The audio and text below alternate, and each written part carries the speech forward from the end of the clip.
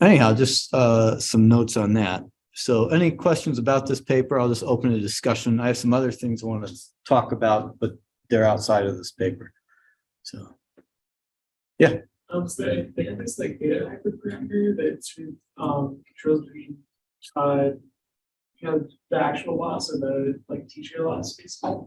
It looks like they don't do any experiments with the data active parameter, and wasn't clear like what they actually set it to. Yeah, because they don't ever say.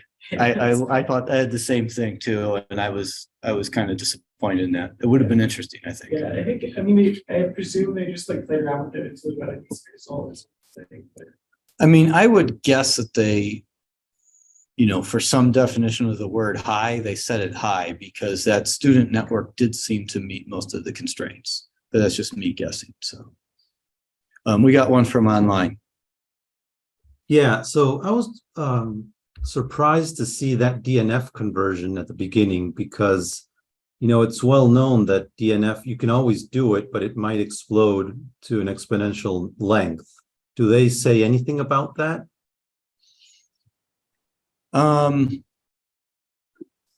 No, but I think the reason, like you mean length in terms of number of variables. So CNF is always compact, but if you want to translate that to DNF, you can always do it, but there in different cases, it depends on the instance that could explode. And you can, you'll have your formula, but you already start, and the way you phrased it all is already kind of telling, because you said that already takes a lot of the complexity off your hands, but it really, it might be hidden there, right? Yeah, I'd have to look at the details on that. That's a valid point. In the experiments, they didn't take, very large instances either, according to what I saw. So I guess it's normal for machine learning guys to not be worried about these things, but it's someone like me immediately takes note of that kind of thing. Yeah, I think that's a good point. I'd have to check the paper again as to how big that vector is at each time point. I know the sequences were rather short, so right.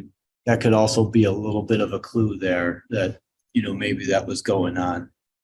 Okay, just curious. Yeah, no, that's a good point. Who had the next question? Yeah. So in that real world data they had tested on, so it showed that for STL3 and STL2, they had the same root mean square error, and that seemed odd to me because satisfaction for each of them are different. It's the third.